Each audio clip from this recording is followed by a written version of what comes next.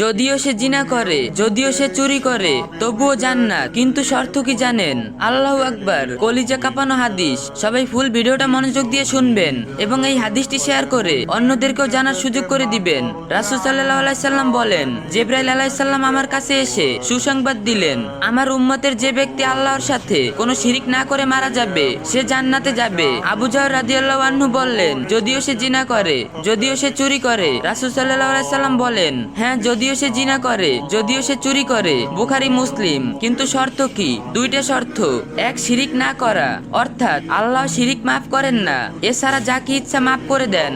লা ইলাহা ইল্লাল্লাহ বুকে নিয়ে মরতে হবে। মাজারের সিজদা, তাবিজের ভরসা, গায়রুল্লাহর নামের মানত এসব থাকলে হবে না। দুই, তাওবা অথবা শাস্তি। জেনা, চুরি কবিরা গুনাহ।